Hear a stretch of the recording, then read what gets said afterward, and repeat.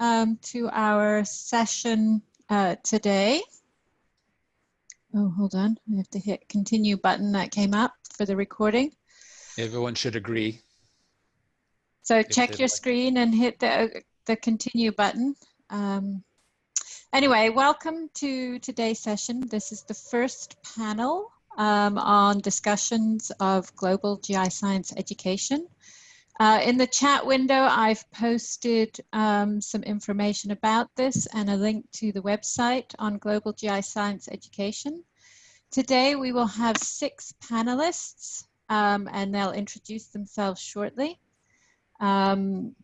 Lex Comber, Sarah Fabricant, Anthony Gidudu, Marinos Cavoras, Damien Mansell, and Monica Stevens.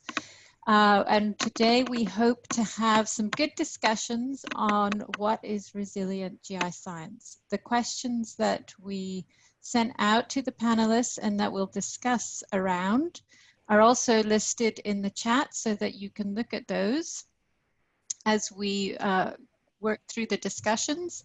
If you have questions while the panelists are talking, please post them in the chat and I will monitor that and then can ask the panelists as we work through our discussion. We're hoping for interactive discussions throughout this, so please join in through the chat whenever you have something you want to say or add or any questions that you have. And on that note, I will turn this over to the panelists so that they can introduce themselves. And then who wants to start? Sarah? Okay, happy to start. First of all, well, my name is Sarah Fabricant. First of all, I just quickly want to thank the organizers. I think there were many organizers across many continents. It's fantastic to see so many familiar and unfamiliar faces here. So thanks a lot for giving us the chance to discuss resiliency. Quick introduction, I'm a GIScient. I'm currently at the Department of Geography in the GIScience Center at the University of Zurich, and my teaching and research interests are broadly in GIScience, obviously, spatial cognition and analytics. I have had the chance in my career to learn actually and teach GIScience systems across, and I was trying to make the stats, 3 continents in 3 different educational systems, 7 different universities.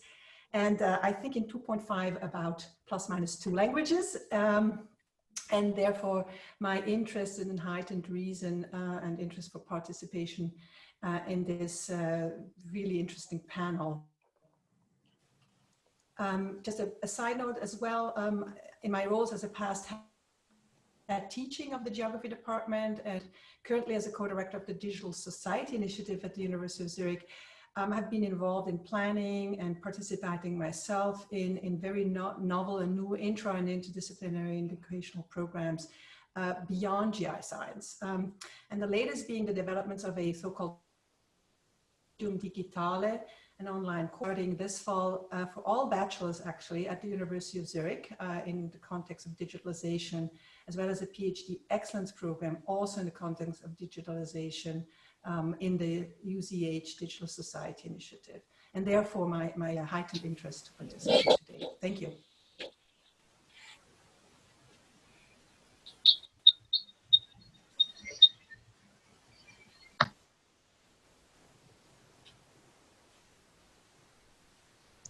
Next, Lex, would you like to introduce yourself?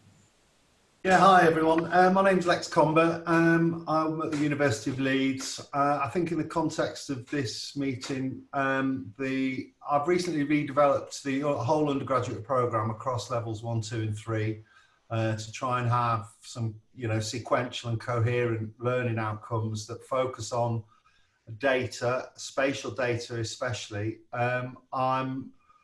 I'm a little bit concerned about, in terms of resilience, about that I think we're going to end up teaching GIS and not GIScience. And I'm also concerned about the different, if you like, resilience of undergraduate cohorts versus postgraduate cohorts. That's me. Thank you. Anthony? Hi, everyone. I don't know how good the coordination is going, but so I'm Anthony Gidudu from Makerere University, which is in Kampala. It's the capital city of Uganda.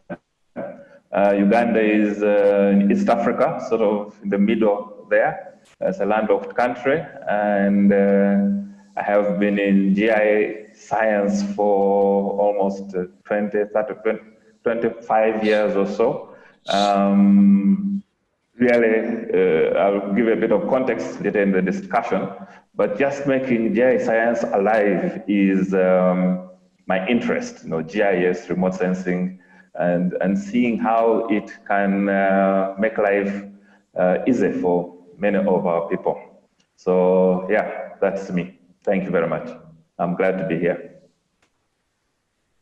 Thank you, Anthony. Marinos? Good morning. Thanks for this organization, and I'm very happy to see very familiar faces here. I'm Marinos Kavras from the National Technical University of Athens in Greece. I am the director of the postgraduate program Informatics, and I've been the dean of the school for 8 years and the vice director of the university. And currently I'm co-chairing with Lex the Agile, the Association of Geographic Information Laboratories in Europe. We've struggled quite a bit during the last term with teaching from a distance, but we've acquired quite a bit of experience, and we're ready for this discussion today. Thanks again. Thank you, Marinos. Damien? Hello, thank you for the invitation and thank you for joining us all. I'm a senior lecturer in geography and GIS at the University of Exeter. I'm program director for the GIS teaching on campus, and I've co-led and designed online courses, including MOOCs, to 45,000 learners across over 160 countries in geography. So now we have the opportunity to combine those pedagogies with the GIS teaching. My teaching philosophy focuses on a personalized learning through empowering students and co-creation of knowledge, gaining employability gains through application. I've done pedagogic development in story maps for assessment and co-created a virtual field trip tool, which includes immersive and gaming technologies. So in our discussion today, I'd particularly like to respond to questions involving how we engage students online, group work, GIS workflows from data collection to dissemination and communication, and how we as a GIS community can support other disciplines to be resilient in their teaching through the tools that we have, the amazing GIS tools that we have. I'm really looking forward to it. Thank you. Thank you, Damien. Monica? Hi, I'm Monica Stevens. I'm an assistant professor in the Department of Geography at Durham University in England, as well as at the University at Buffalo in New York. I've had the privilege of working at both small colleges that are very teaching intense, as well as large research institutions as well. My interest is largely coming from an idea of outreach in GIS and informing a broad population about several different issues involving data and data science, and particularly spatial data science. But I'm also particularly interested in this panel in terms of thinking about resilience in terms of diversity and representation of a variety of populations. And I'm particularly concerned about potentially conflating resilience with socioeconomically privileged populations, rather than sort of the heterogeneity within diverse student population that enhances resilience of the whole GIScience community. And so that's that's where I want to really focus in thinking about resilience coming as a broad community versus resilience of the individual. So, thank you. Thank you. So now we have very broad perspectives here. What is resilience in GI science education?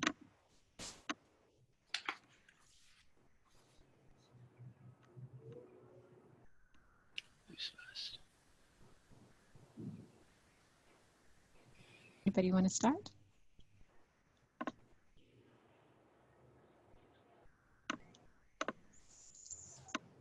So let's start with students and you know what it means in terms of students and GI science. Hi, maybe I'll give it a go, if that's okay. And it's not exactly a student or educator. It's sort of, I'm hoping to bring it together. I first got into GI science as an undergrad in mid-90s. And at the time when we were studying, we were short. I mean, we spent a whole year without practicals. And I'm talking of 1994, so even a pixel was something we had to imagine. We had to imagine what pixels were, we had to imagine what layers were, what overlaying is, buffering, and all that stuff. And I was privileged to go for my master's in the UK, and it was amazing how obvious these were when you were able to do them practically. But when I got back to Uganda, I had the same challenge, you know. I had the knowledge, but I couldn't pass it on because we were short of equipment. We were short of software, hardware. All those were the challenges. And it was not unusual for students to ask us the relevance of GIS or remote sensing. Where are we going to apply it? And you know, you would excite them in class, but beyond that, their dreams would be dashed. Even staff were handicapped. You know, you came back with a computer from your master's, but you know, you congregated 20, 30, 70 students just so that they could see what the pixel was. We're talking about these days it is pretty obvious, but those days, 95, a pixel was unknown. You know, this is what a pixel is. This is what a vector data set is like. But thankfully, 25 years on, a lot has changed. We have open source imagery, we have software, and now students are able to correlate, you know, what they're doing in theory with what can happen in class. If you tell a student, do a time series analysis of something, you know, they can see it. And I think that has helped make the discipline alive, more relevant, you know. Students are able to make a link between what we're doing in class and what can happen in the field. We're able to get jobs in the GIS sector. And I think that has contributed to making the whole discipline, whether from a student perspective or from a lecturer's perspective, and has made a world of a difference. Now people use, even in Uganda now, people use Google traffic to determine, you know, where is jam, you know. So, you know, you talk of Google Maps, you talk of Google Earth, it's known. So now GI science is more alive, it's more relevant, it's more applicable. And I think that has given it a sense of resilience, you know. So I'll give that as my take for the moment. Thank you very much.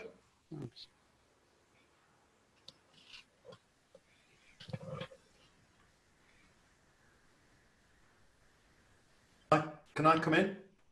Yes. I'd like to extend what Anthony said a little bit. And I think Anthony was talking more about the kind of technical aspects of GIS.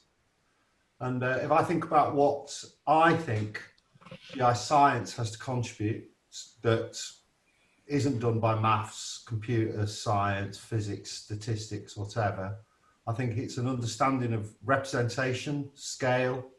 I think spatial autocorrelation is critical and the uncertainties associated with that.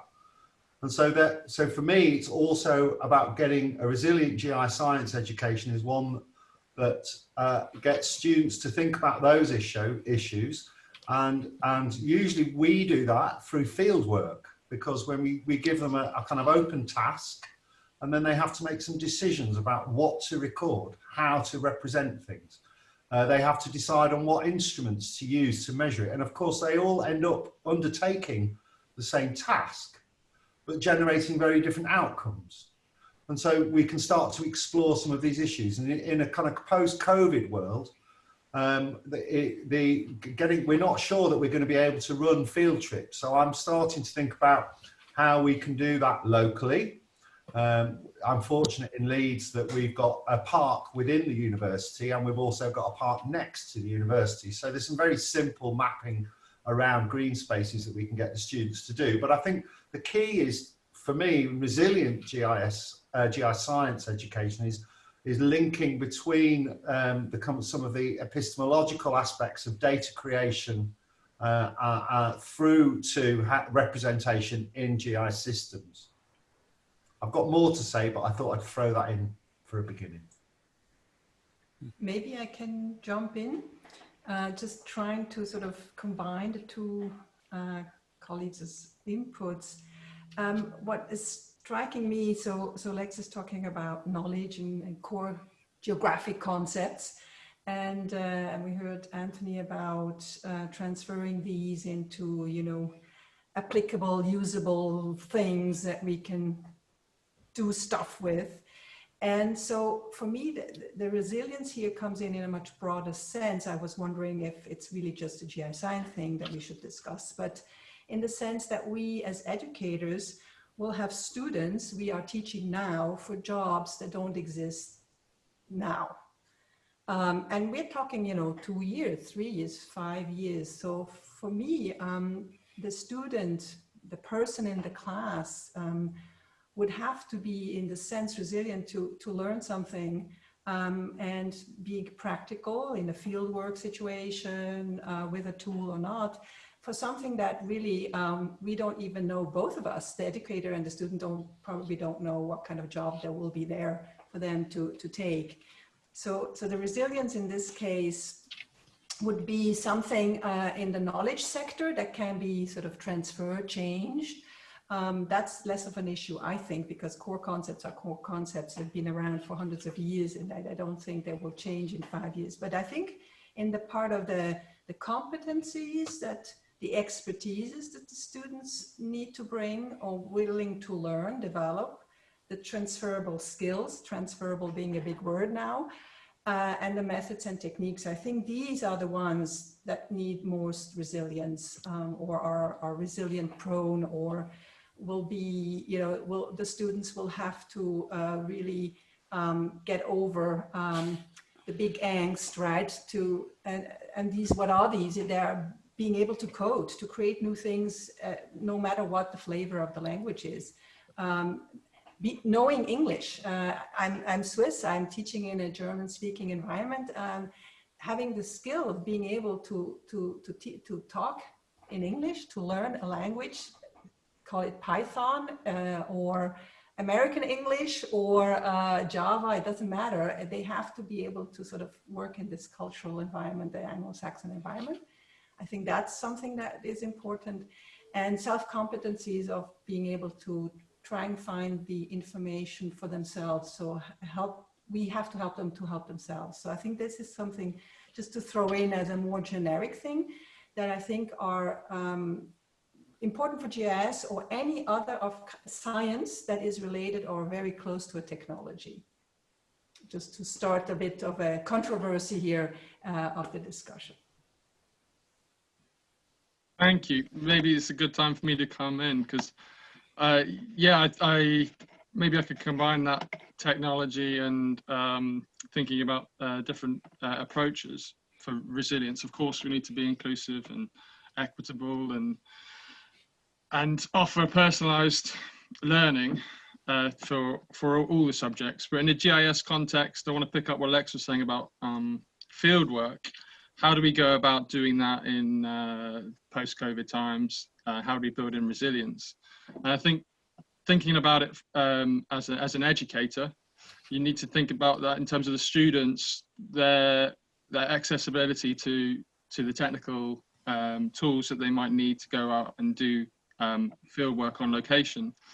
But I'm a huge fan of teaching GIS science through application. So we can do that remotely for fieldwork because there are tools available, web tools, or even device apps you can use for your phones, and different tools that students, learners might have accessible to them.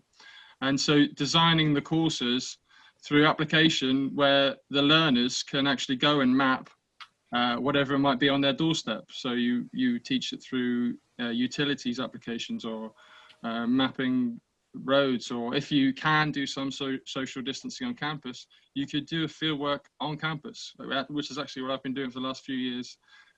Anyway, having, for example, what I've been doing on campus is having campus field work where students create a dashboard. You have some students in the classroom as the sort of managers, and some of them out on campus collecting the data real time, and the sort of management team are looking at that and seeing it come in the dashboard, and then they flip and sort of get that experience two ways. So you can imagine doing that in a social distancing scenario, or if all students are remote, thinking about how you can approach the GIS application for an application which is accessible to all students. In order to be a resilient educator, then we need to be proactive. We need to draw upon evidence-informed approaches to improve engagement, interaction, and respond to changing opportunities and technology innovations. So like conversations like this are so important for being a resilient educator, being proactive, learning from each other, sharing good practice. And that is in terms of the GIS, but also in terms of engaging students in general. Thank you. Can I add to that? One technique that I found really effective at working with a variety of students who may have even anxiety about the technology, and particularly anxiety about performing the technology individually in their own home, is relying on sort of a worksheet-oriented approach towards learning GIS, where they're actually doing GIS or learning the skills through pen and paper. They are drawing maps with their pens, or coloring them in with a crayon to understand different classification methods, or that sort of thing, where they're doing raster reclassification on paper.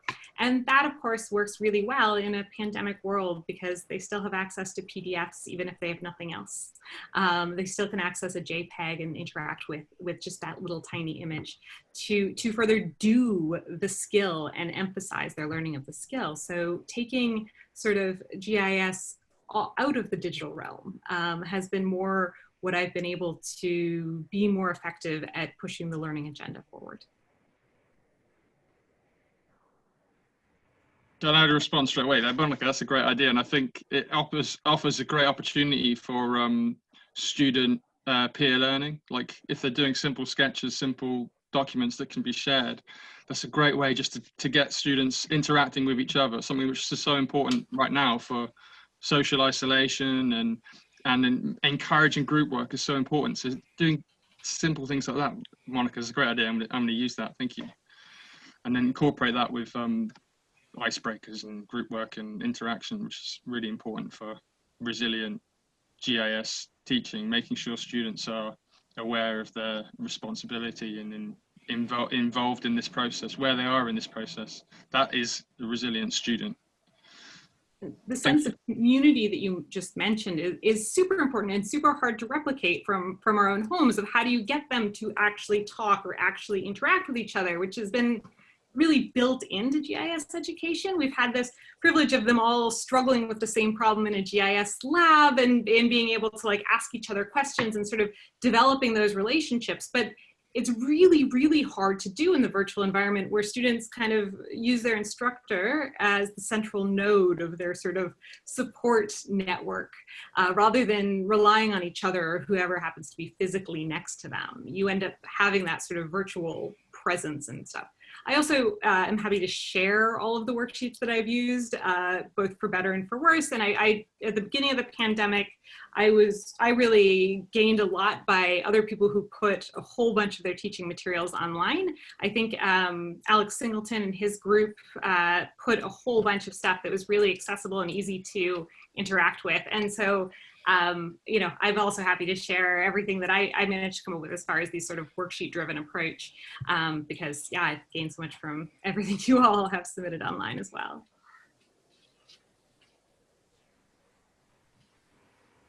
May I jump in? Of course. Yeah. Well, first of all, I'm going to talk more about academic resilience rather than institutional resilience.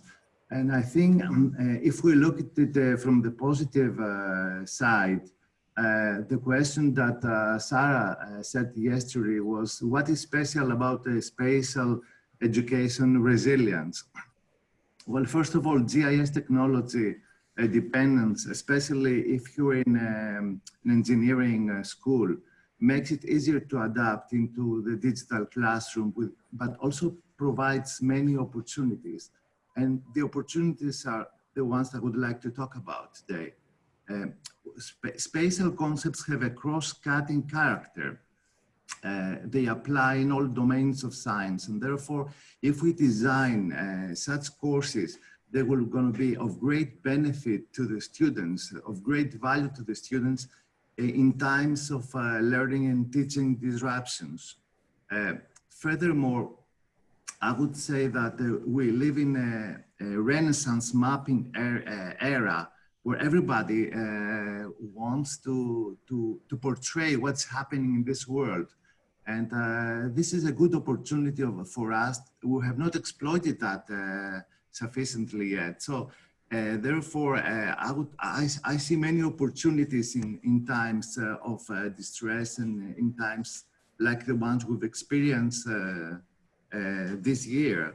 But as many said, and I don't want to repeat, but I believe in it, is that we should design resilience not as a response to singular events, but more general, ongoing resilience for our education models.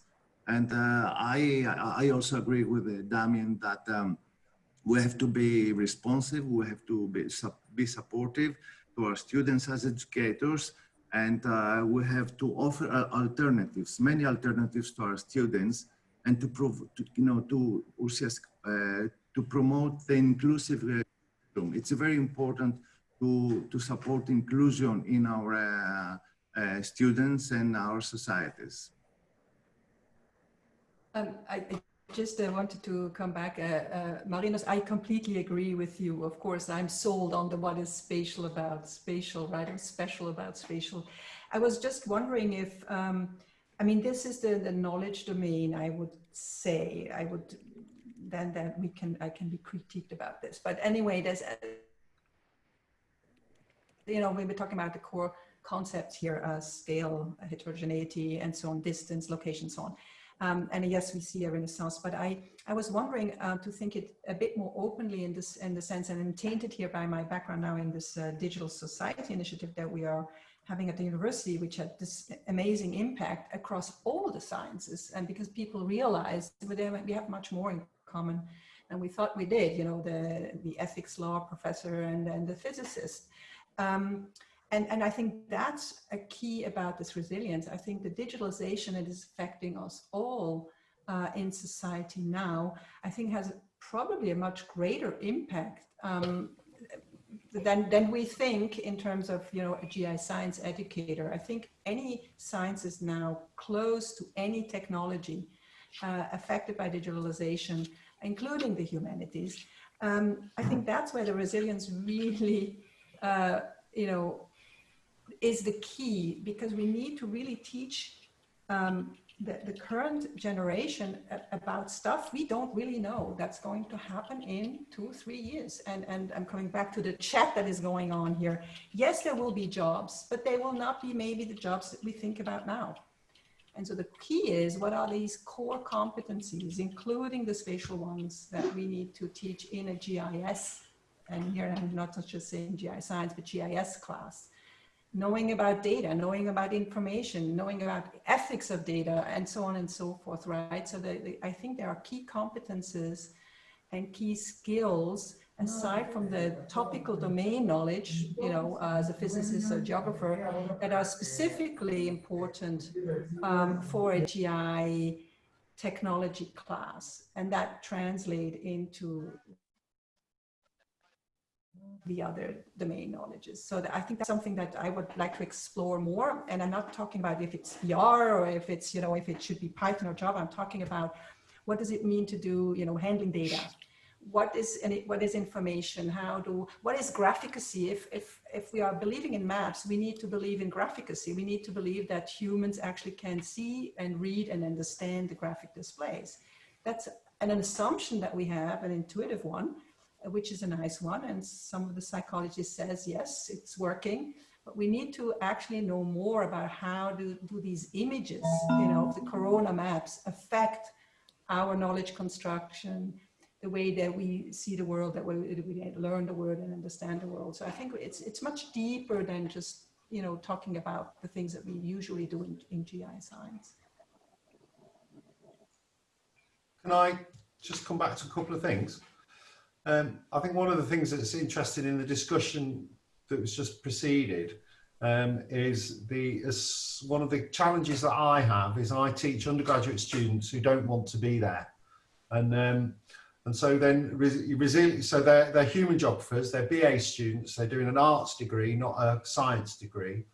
They're afraid of numbers. They're often not confident with technology. They are obviously with social media technology, but not, oh God, you know, you're making me do things in Excel. That's really bad. Well, it is. And I suppose, so there's an issue there about resilience for me is that students don't really have in this post-COVID world or COVID world is where they don't really have, I don't want them to have to manage the technical aspects of using the GIS software really and the technologies. That's going to be a large problem for me. And you know, I'm just flipping back. So that's kind of that's a very different from teaching at postgraduate or teaching students who are excited by numbers and like data and all of this kind of thing. And I suppose also we're talking post-COVID, but maybe we need to talk a little bit about decolonizing you know, so the graphicacy of maps. Well, that's, you know, do we need to challenge the, you know, the kind of, you know, Euclidean portrayal of kind of features as a function of distance, or should it be a function of some kind of other of meaning, of importance, of salience, you know, and go back to perhaps non-cartographic representations, you know, this, and think a little bit more about place. We're all fixated on space, and then there's, you know, what we don't do is place very well, and you know, maybe that's something. Whilst we've got an opportunity to really think about what we need to teach and how we teach it, and I'm really focusing on the core learning outcomes that students need in the sequence of learning over the 3 years, is, you know, maybe we need to think actually about the map and you know, and just kind of unpick a little bit some of these kind of, you know, what we accept as kind of cartographic paradigms really, which ultimately come from, you know, needing to manage resources and military, you know, just some observations. I think those are great observations, and I agree with you about resilience, being decolonizing the curriculum and being inclusive. In response to like students who don't want to be there, then that's all about engaging students. How do you engage with students, get those excited about GIS? Because we're all here because we're all excited about GIS, right? And I guess the way to be inclusive and the way to also engage with students is to empower the students, to offer pedagogy that allows the educators to be co-creators of that knowledge, co-creators of that understanding. What do I mean by that? Well, I mean, like, if you're teaching key concepts like we've been talking about, scale or place and space, or decolonizing the curriculum, you can think about, well, when we all started this panel, the panelists introduced themselves. They kind of said, oh, I'm from Exeter University. And other people said, oh, I'm located at this institution, or I'm located in this country. No one gave a grid reference, no one gave a postcode, no one gave what 3 words, so by thinking about that and empowering the students to even introduce themselves in a different way and thinking about space and scale for themselves, personalizing their learning, I think it's really important to show inclusivity and engagement and tackle both those things together, for example. Yeah, I'm completely in agreement with what Damon just said. I think that what Sarah was saying earlier was talking about moving the discipline beyond being a sort of vocational discipline for the particular set of GI science jobs that exist right now into being more of a theoretical overarching discipline to create sort of a resilience. And then what I was hearing Lex say was that the students that we have, this particular subset of students that we have, or that he has particularly, that is not my description of my students. In Buffalo, I do not know about the students in Durham yet, but this sort of idea of these students who are less resilient because they don't already have the sort of technical training and excitement about data. But I would say those BA students might be much more excited about talking about colonization and the discipline that doesn't necessarily take a high technical knowledge. And when you start talking about a more resilient student being the student who has comfortable and excited about numbers, we are again talking about a sort of homogeneous population of students that are coming from a background where they have experience with technology and they have experience and perhaps grew up having the means of technology in their homes, which might not be as diverse or inclusive of a population as your institution might be serving at this time. So I think if we're going to kind of expand the reach beyond being a vocational production of GI science and feeding into just this particular subset of jobs that might be disappearing, and be more holistic in how we approach the discipline, we also, again, need to be really inclusive to students who don't know yet why thinking about data critically is really important and really exciting to do. I think a lot of the things we just had were talking a little bit about curriculum development. So it sounds like curriculum development and making that resilient is really important. Some of the things in the chat that have come up is risk management and assessing risk also within these courses. So how does that all fit in with, things that have already been documented in geography with pedagogy, for geography and GIS, and inform resilient types of education?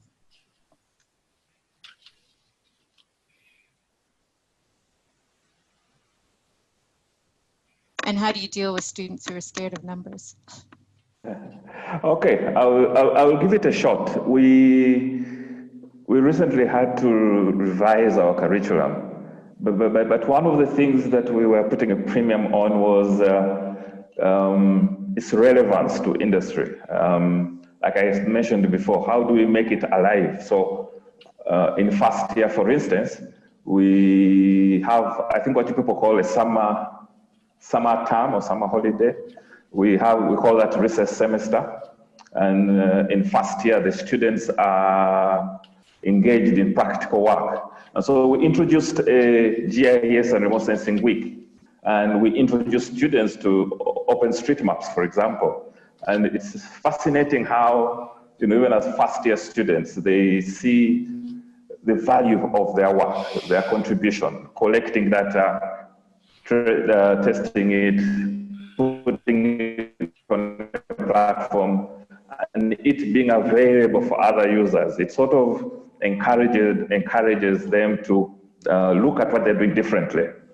We introduced a course unit, a third-year course unit called project management, where students coalesce around a topic, preferably industry topics. So I used to, at the time I was head of department, I would go to various organizations. Do you have some digitizing work? Do you have some The course site we are on is land surveying and geomatics, so we do a lot of land surveying. And so sometimes we would go to organizations, can we put beacons as part of the practical work? And so the students are able to see the link between establishing a beacon and it being used by other land surveyors. Or we go to an organization and we ask, can we put some metadata onto your data sets?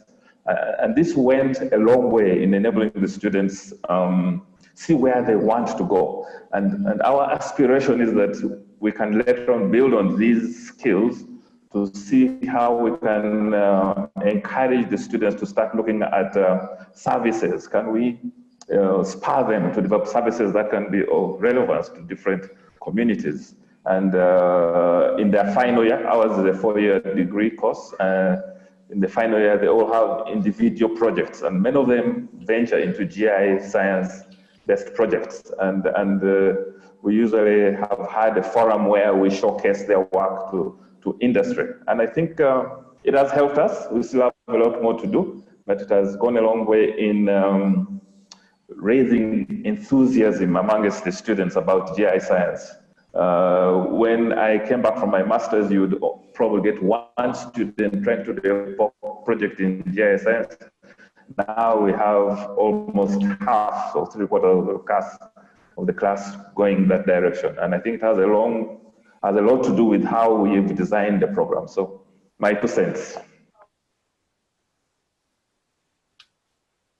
I'd like to perhaps come back, taking off of what Anthony said, and also connecting some of the issues I've seen in the chat. The curriculum, it's not a sort of a monolithic thing.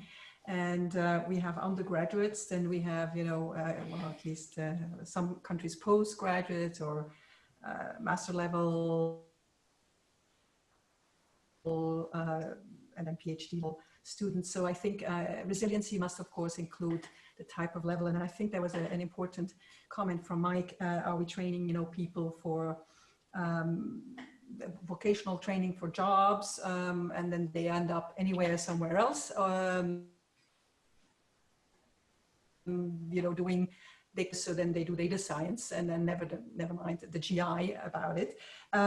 Or are we training academics and so on and so forth? So I think that that's something about resiliency that I'm faced in always in any of the GIScience class level. That's just like a mix of people with mixed backgrounds. Some who love numbers, want to have more numbers, some who hate numbers, and they have to take the class because it's the curriculum. So I have always the GIScience classes assimilate by definition many different people from many different faculties in Zurich. I have people from the humanities joining even because they realize, oh, this is a job thing. I get a job because I can computers, so mathematics, I'm going to take that class, right? So really that's the resiliency right there. And I think that's inherent, I believe, in GIScience, that we always at any level have to deal with different people with different motivations for being there and different backgrounds. So yes, okay, Monica, you're right. It may be just a small section of the society, not, the pluralistic, diverse as we believe it to be or wish it to be. But I think inherently we already have, even from a homogeneous, educational system in my country, I will have in a GIScience class, because it attracts so many different people, by definition, a vast range. And that's been the hardest for me to deal with, second semester, first year students, second semester, people who computers is their iPhone or any smart device, and others is, I'm developing code for this NGO, so that's sort of the breadth that I have.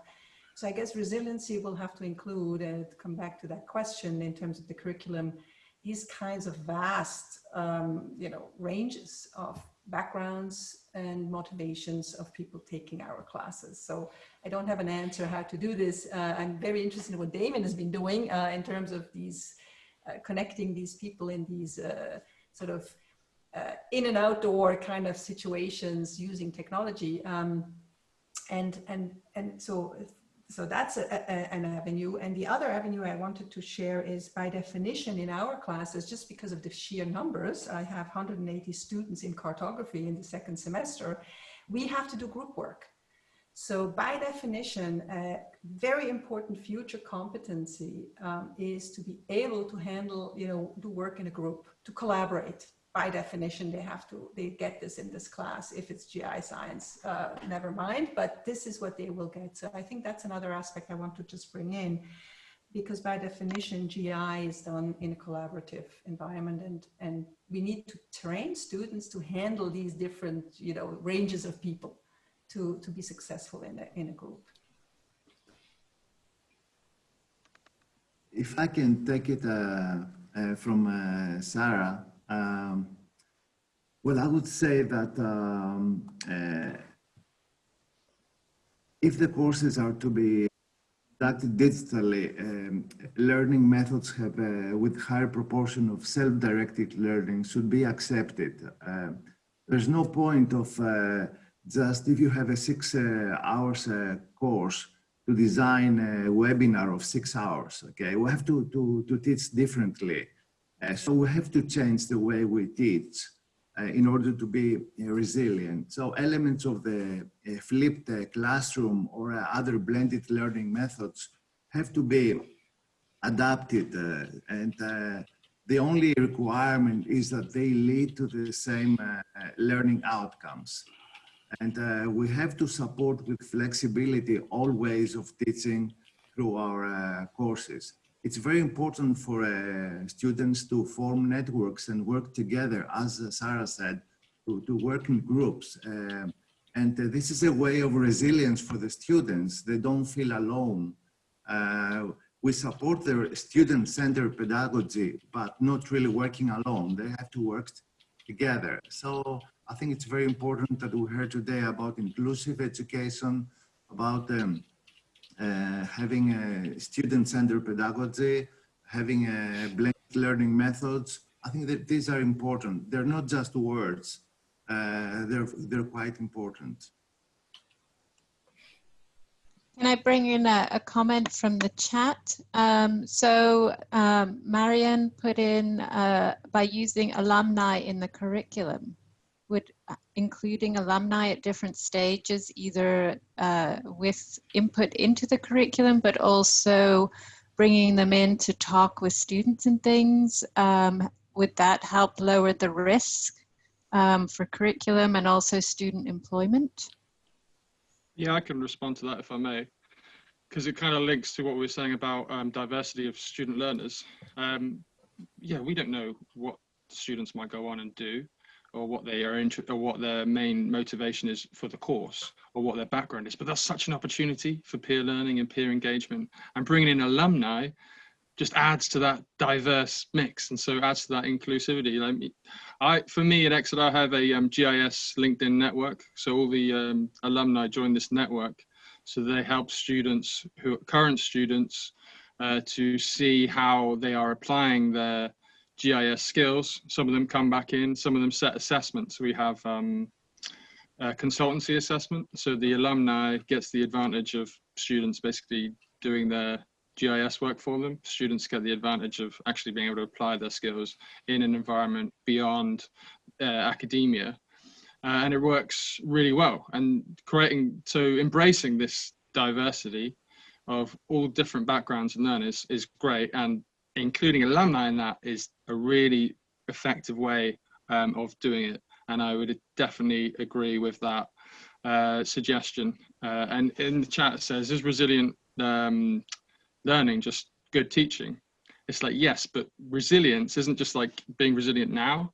It's actually foresight as well, not just reacting to changes, not just reacting to, oh, we're in a lockdown, let's change the way we're doing, but being proactive, continuing these conversations, continuing to look at evidence-informed approaches to suitably risk changes to the curriculum or embracing new technology. And so resilience is not just about the here and now, but looking ahead, changing, responding to student feedback. That's an obvious one and really important. Getting students not just involved in the learning content, but actually hearing about their experiences and adjusting to how they're learning and to their needs, to their interests. And so bring you back, if you're adjusting to their interests, then for sure you'll have a big network of alumni who might be doing something that one of the current students is interested in. So great idea. Thanks for raising that on the chat. So then how can we change our curriculum and teaching practices? I know that we've already touched on this a little bit, and Marina's just highlighted this for resilient GIScience education.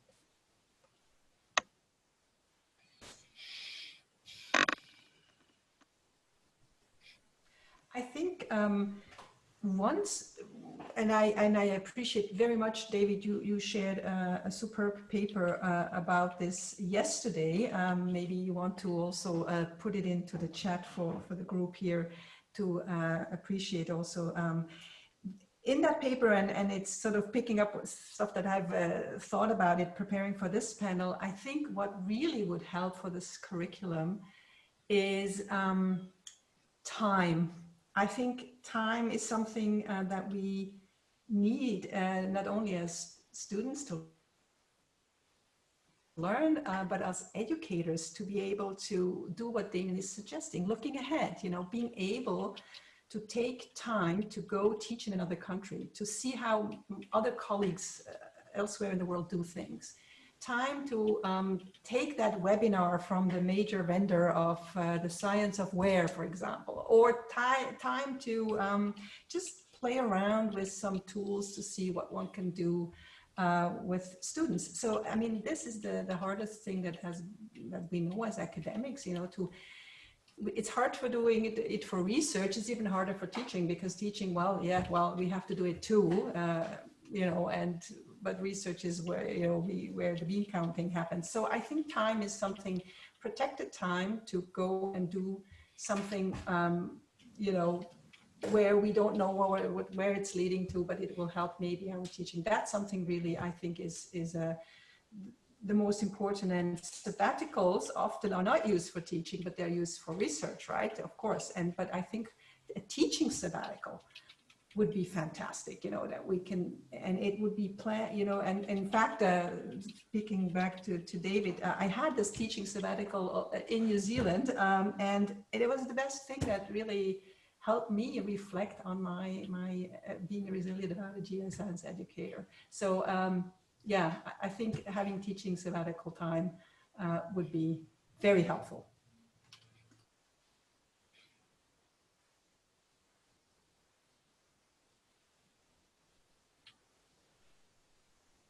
Other comments on that? Marinos, I think you wanted to say something else.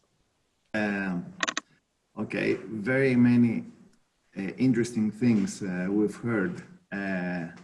Diversity is very important, to consider diversity, and we have to consider, especially if we bring people together, that the students we're working with, sometimes they don't like numbers, as Lex said.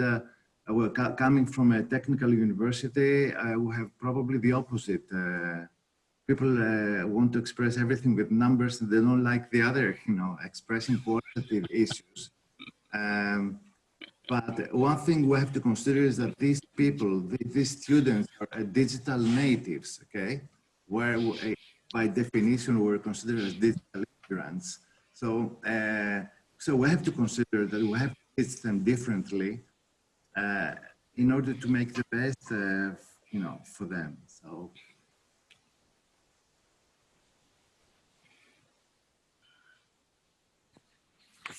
I also add to what was said before about how can we change our curriculum and teaching practices.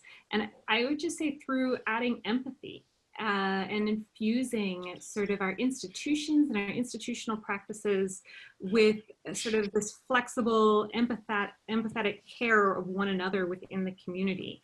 And this goes beyond just the GIScience aspect and our roles as educators, but also sort of empathy is almost a transitive property of like, if the institution is broadly caring for their educators, their faculty, the faculty can in turn use that to care for and provide empathy and consideration for students.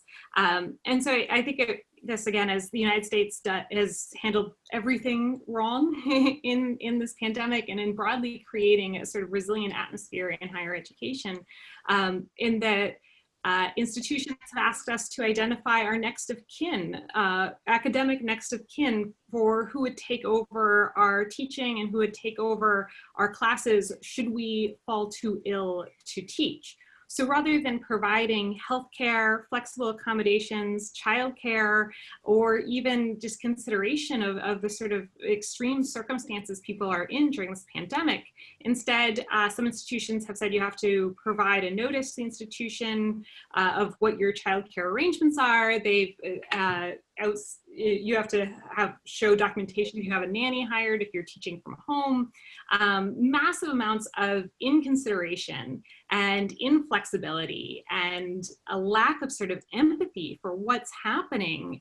It's sort of the opposite of the wonderful time to reflect that Sarah was mentioning. And instead, it's kind of the opposite of prepare multiple courses for every possible scenario that could possibly be out there, which then in turn, if there's no consideration for if I get sick, I'm not going to in turn provide consideration for if my students get sick, or if my students have a family member that gets sick. So enhancing that care through our whole community, as well as within our research community, within our broader GI science community, and by infusing everything with care, perhaps we can create a more resilient and better curricula and a resilient and better discipline.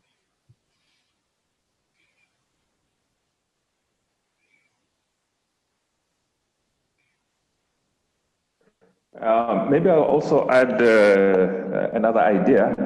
It is something we have begun trying to do as a university along the lines of problem-based learning. And the idea is to sort of bring interdisciplinarity between students to address a challenge. And we have used it, that approach in different disciplines.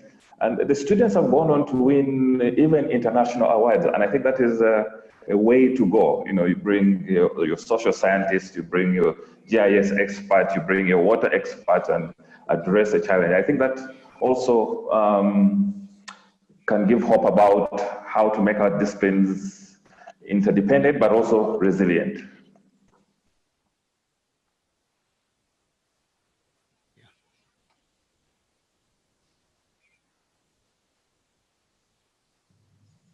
Those are all great points, and thinking about resilience, and it sounds like teaching sabbaticals and the time to think seems to be a key thing to bring in different perspectives, so that you have project-based problem solving around a theme and bringing in the skill sets to try and do that. I think some of the things that were touched on in this last, some of the discussions, I think kind of leads us a little bit into what our last point was, and then I'll come back and go through more of the questions and comments that have been made. But so what are some of the cultural and institutional and personal barriers to some of these changes?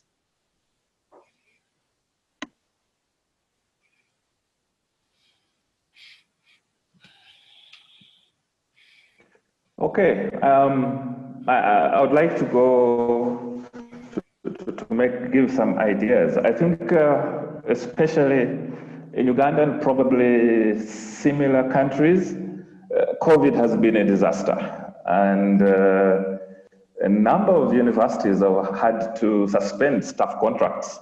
And so staff are not working. In Uganda, we went on lockdown on the 18th of March.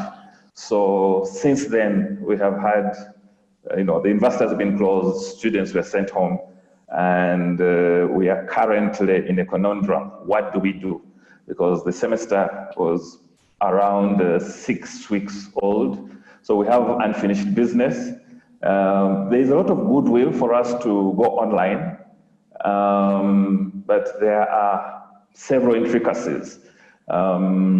Many staff and students depend on the university's internet. So now they do not access the internet at the university. What should we do?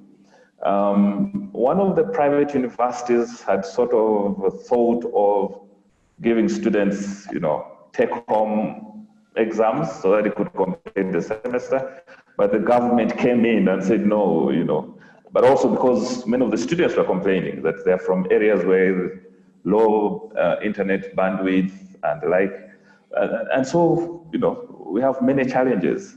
I have colleagues who try to go online using Zoom, but you have 30% class attendance. So the question is, do you go ahead with those who can attend? What happens to those who can't attend?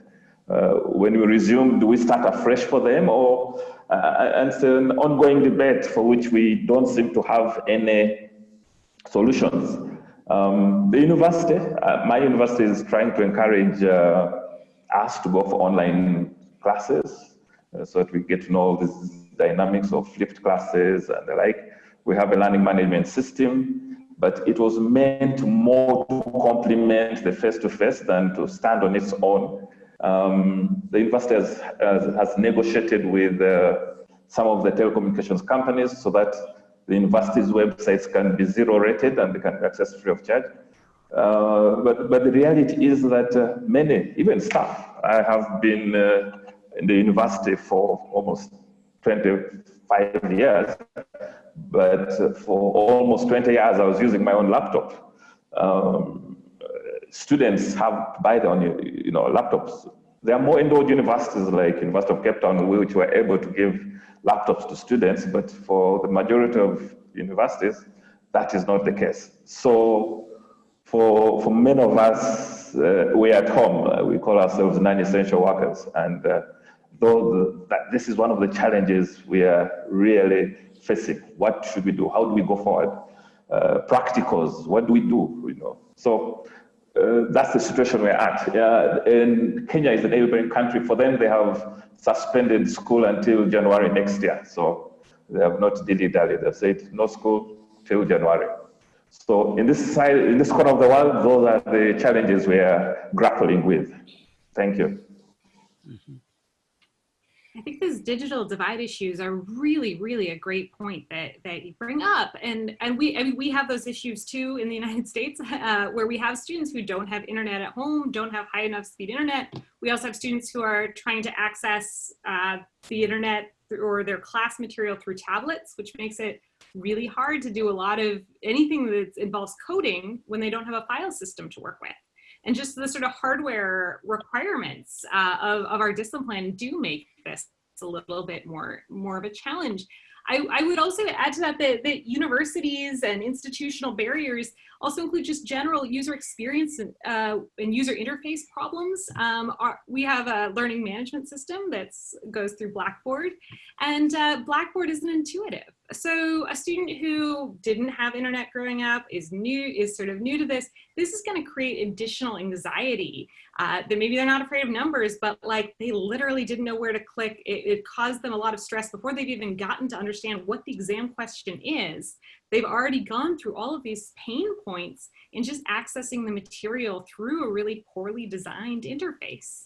And this thing where there are GI scientists who think about interface design and think about accessibility of information that our kind of universities aren't necessarily thinking about when they buy a package for a learning management system. I think that there's also sort of these sort of cultural issues in that within the culture of an institution itself that presents barriers. So I really appreciate that Anthony had thought about like, what do I do about that small group of students or large group of students that's entirely left behind? Like, how do we accommodate them going forward? How do we care for them and bringing them up with the rest of the group? Like, we can't just have that 30% get better and better, because those 30% are probably coming at the discipline from an advantaged point. And so I really appreciate that he's thinking about that. But I think that in contexts where it would appear that all of our students are wealthy, we tend to ignore that point, that they aren't all wealthy. And so I think we can kind of operationalize, again, we can operationalize resilience through sort of empathy and consideration for one another.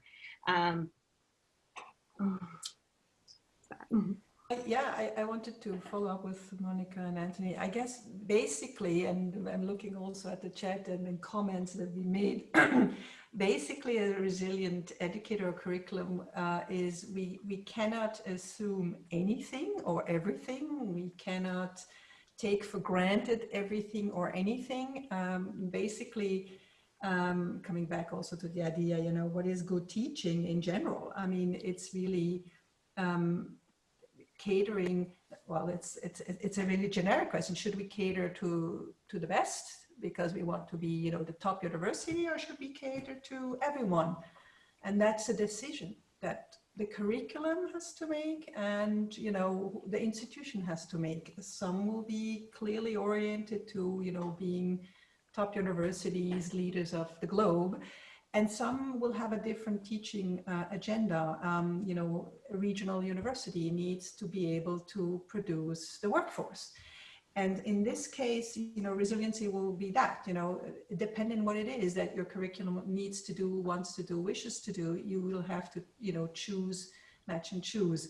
I don't think you can be, you know, the excellence ranked #1 university, research university, and at the same time, you know, make sure that everyone in your city where you're located who doesn't have internet access will also, you know, be able to follow your courses. I mean, that's not going to work. I mean, I guess really that's a decision to be made. And I guess that will depend on our backgrounds in our universities. You know, what kind of university are we? What do we want to be? As a lecturer, whom I'm talking to, and I think that's really that's the reality. And sometimes it's really tough, you know, because you have to make these decisions, maybe on your own, maybe you are forced to do something that you don't want to do. But just to finish up, just to give you a sense, you know, even rich Switzerland, you know, I've seen with Zoom into homes of students where, you know, I was surprised to what I saw in a positive and a negative sense, right? I've seen students, as Monica said, working with their smartphones and trying to follow a class, you know, and that's a reality. And somehow we have to kind of maneuver this reality. And I don't have a solution here. I just wanted to open up the discussion that, you know, diversity is everywhere and nowhere, I guess. Yeah. Thank you. I'd like to come in here as well. Just, of course, the accessibility for all, and regardless of demographics or circumstances, and access to technology. I know that's been covered in the next session, and we can have a really great discussion. I'm looking forward to that on cloud access or Azure or Web GIS.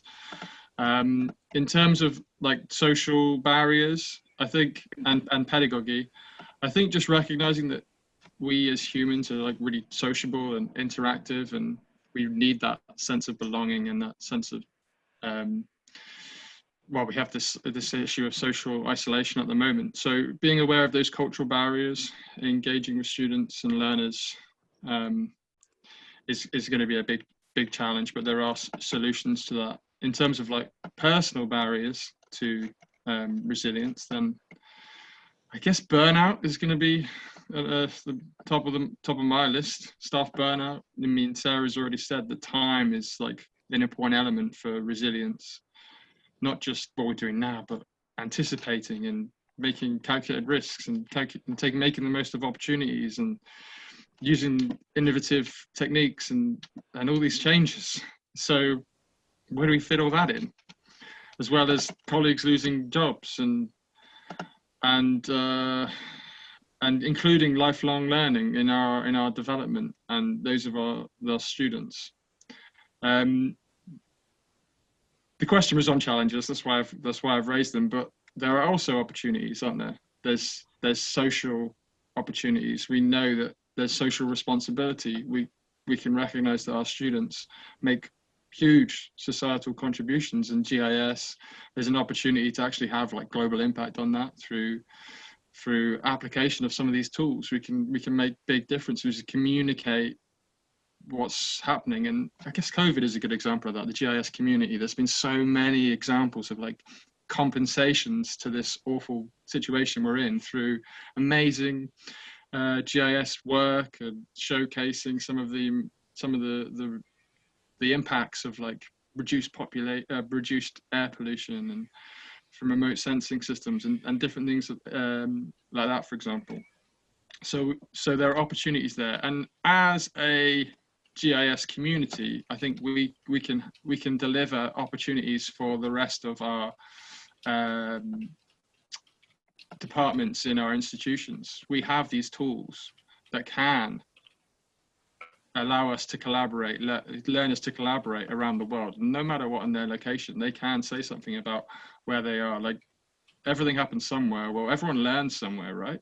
So we can take that and we can apply it to every other discipline and use that spatial information to offer trans-discipline solutions, especially when it comes to field work and exploring different environments, like in geography or whatever that might be. And there are so many great solutions to that we can embrace as well as identify all these challenges. I think it's important that we discuss opportunities as well. Can I jump in on this, please? I'm sorry that I joined late. It was necessary. Following on what Damien just said, some of you are well aware of, and some of you are not well aware of, the idea of geodesign, of thinking about geography not as the present and the past, but thinking forward into the future. And when I saw the label of this discussion, the word resilience to me has a very different meaning. The question is, what do you mean? And there are two. One is the definition to overcome shock. That's what resilience is. And the question then is, what's the shock? And the shock is the change in human habitability in the world, which according to the study by WHO and others, which we're using, will basically predict that somewhere between 1.5 billion and 3 billion people will move in the next 50 years due to loss of water and rising temperature. And that's the shock that you have to be thinking about as a geographer and as a GIS scientist, as the real shock. It's not tomorrow morning, it's the globe in about 2 generations. There are 150 university teams in 50 countries in the last 2 years, which have organized around a very simple set of conventions to study what happens to their local, sub-regional, and national circumstances. They're all over the world. There's a website. I'm one of the coordinators of this. Every one of you is welcome to join us. Go to Google or wherever you have a search and put in International Geodesign Collaboration. Look at the website. If this interests you in your university, join us. It's a volunteer situation. We've already produced 90 projects in the last year. They're published. All of them are on the website. And it's open to anybody at a university, because the real need is to produce 10,000 people, in my opinion, in the next 5 years, who can work at the scale of thinking about the future of geography, not so much the present and the past. Thank you, Carl. Can you put the link in the chat window so people can look at it? I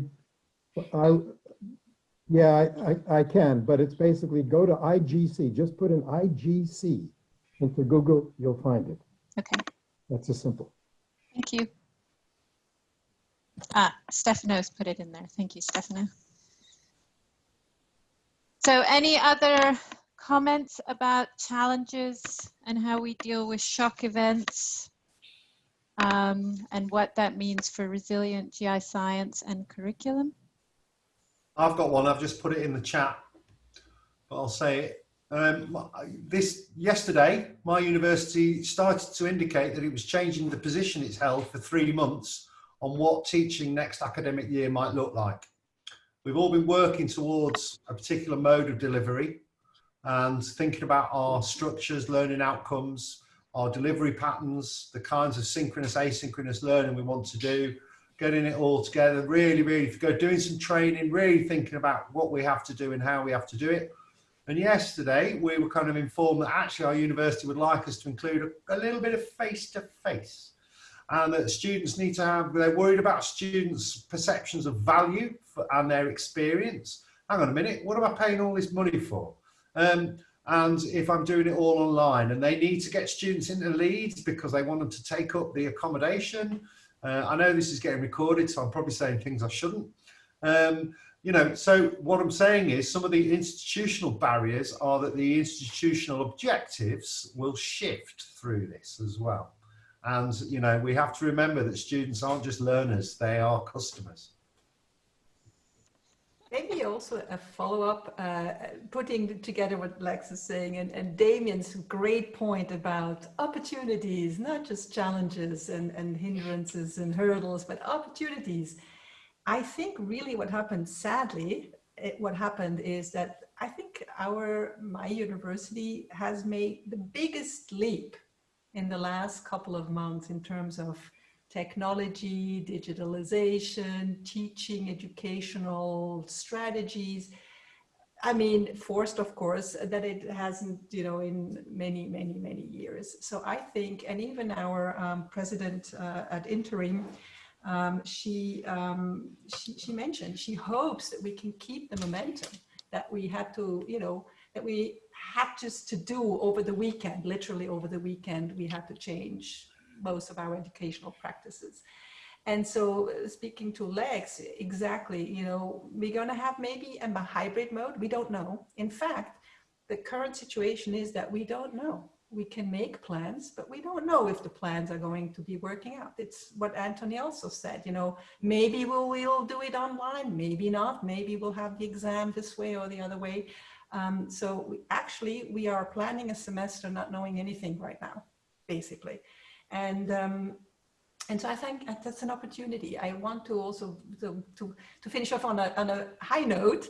I think it's a tremendous opportunity. I think I've learned so much in the last months about video editing and video demos and virtual and online that I have, you know, I've been forced to do.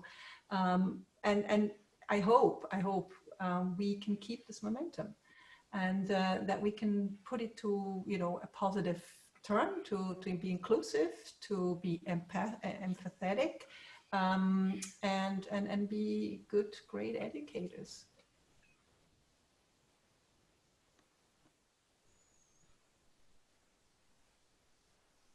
So it sounds like not only do we want students to be resilient, but part of the competency model too is that the instructor has to be adaptable and resilient to deal with these shocks. Yeah, the flexible learning design. And we've talked about it inclusively. And I know Lex has said that there's going to be face-to-face. Not all the students will be able to access that. So there will still be learners who are accessing only remotely. So completely flexible learning design. Some students on campus, some students not. How do you assess that when you come to group work? These are the challenges that are going to be presented to us. You know, okay, providing opportunities that are equitable for all our students, but then actually as educators and as also assessors, making sure that we are awarding students fairly and giving them the credit that they deserve or have achieved is really important. We've already said there's challenges for like social challenges, this like social element of learning. We need to have group work. We need to assess that. In this new era of some students on face-to-face, some online, you know, that's going to change throughout the term. I think as educators for GIScience, we're in a great position. We have amazing web tools for this, but we're going to have to offer more sort of control, sort of oversight into how this group work is operated, how how we can do that. And WebGIS is great because you can actually see if you have a project, the assessor can access that. They can see when the students last logged in, when they last modified some data, when they last did something. And so we're going to need to be able to do this, have these alarm bells, have this sort of, this student isn't engaging. Okay, maybe they are, why is that the case? And be resilient in that way, because we can't just wait until group work is submitted and then assess it and then be like, oh, the student hasn't done anything. How does that work when it comes to group work? So I can't remember where I started with this, but absolutely. Flexible learning design, that's where I started and that's where I'll end. Thank you. Thank you. So we've covered a lot and we have about 9 minutes left. I want to open up for anybody who has any questions from the audience for the panel. There are so many comments in the chat. No, I'm trying to read through them all too. So I think maybe Justine, you can pick and choose. So there's many comments and questions that we haven't even begun to discuss. Well, I've tried to include some of them as we've gone along to see what some of the, as they fit into some of the conversations, but there's so many that, Thank you. which is great, but. Awesome. So I think some of the key things that have come up. So here's one, talking about refocusing teaching on core concepts and things, and how, I guess, realign curriculums so that you have those core pieces and then add in those pieces. So how do you do some of those?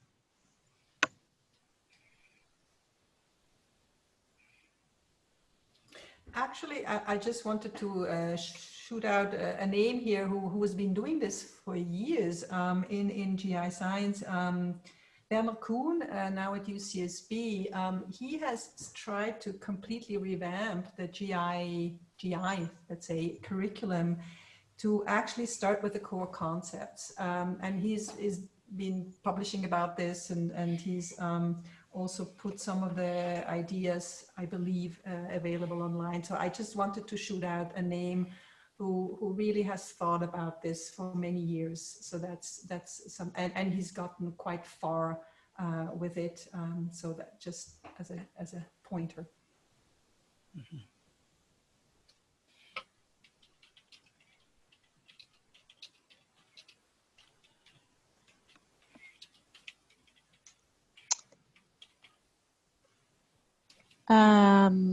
Hold on a second.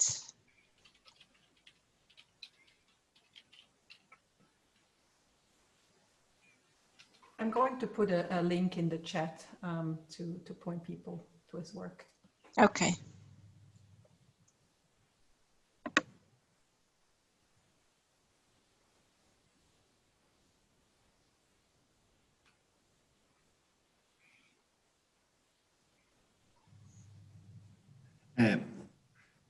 Justine, one last thing we didn't talk about is the responsibility of us as educators in the universities also to provide to society at large. That means to see about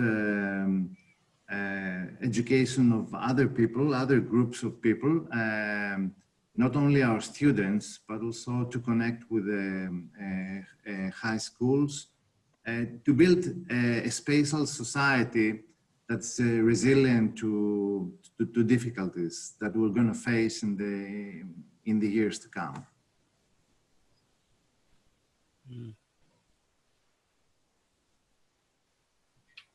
Thank you. That's a good point. Yes. Oops. That's made difficult, Marinos, by the fact that many governments are removing geography programs from the curriculum. Correct, Mike.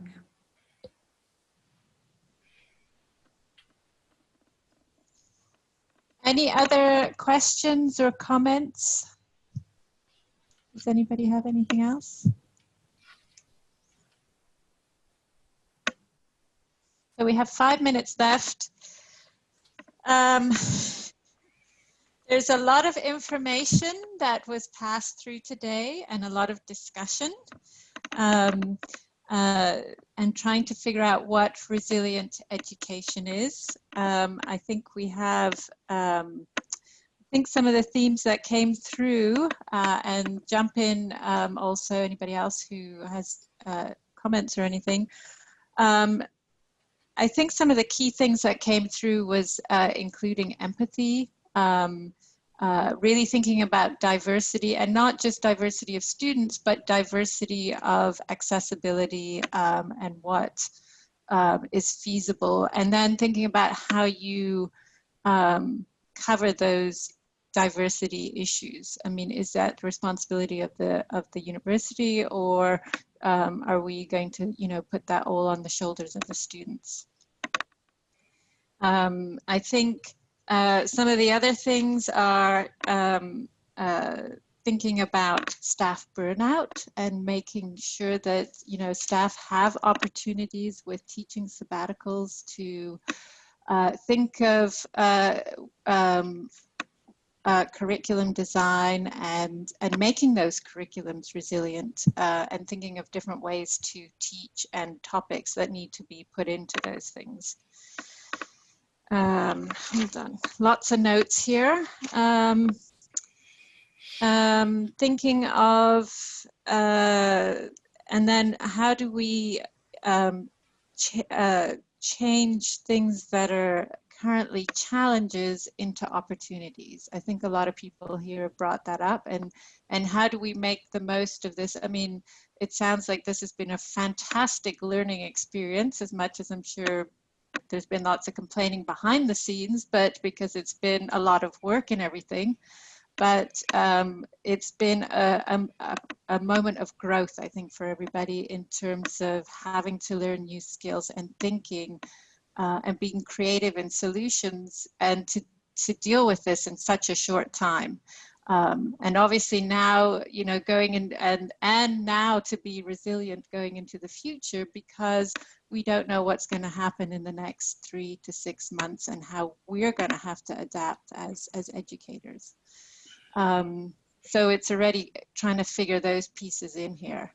And hopefully we will, we've learned a lot and we are semi-prepared for what's coming, but we don't know. So we have to be resilient. And I think that probably sums up a lot of of what I think the essence of things that were talked about here. And now it's just trying to figure out how to make those things happen and get support from institutions to figure out those solutions. Does that kind of sum it up? I hope so. Sounds good.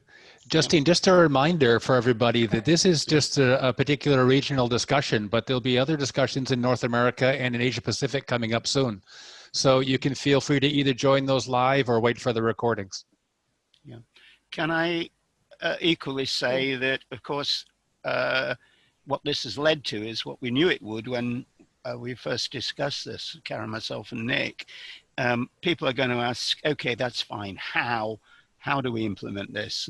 And the next session, at times to be determined, will handle technology and then some of the implementation issues that we've skirted around in the discussion. I thought the discussion was absolutely brilliant, and thank everybody for doing it, especially Justine for chairing, and Mike for, I use the phrase riding shotgun, and all the panelists, because I think it's been a really, really worthwhile discussion. But maybe we've got to get down to the nitty gritty. And so keep an eye on the website, and the next panels will be announced, the topics, etc. You can register your interest either to attend, be a panelist, or to suggest questions that might be explored. So we really do want this to be as diverse and inclusive as possible. So many, many thanks for a great start. And for starting our community of practice and support. So get your thinking caps on for the next session, because I think we need everybody's input on that. So on that note, I think we'll end because we are out of time. So thank you. A quick question, Justine, sorry. Yes. Will you also keep the chat, save the chat? I think there's so many important inputs. It's been a learning experience in many modes, hearing, seeing, and reading. Will you make that available as well? Somewhere saved? Yeah, well, Sarah, let's cross our fingers that when I click the button to stop recording, it will save everything. Supposedly that's how it works. Supposedly that's how it works. Just be resilient, Michael. Well, that's it. We all have to keep our knees bent because it might not happen. Okay. Thank you all. Thank you very much, thanks a lot, panelists, for all your input and taking the time for being here. This was great. Thank you, everyone. Thanks, everybody. Thank you, everybody. Thank you. Thank you. Thank you. Bye, everyone. Thanks so much.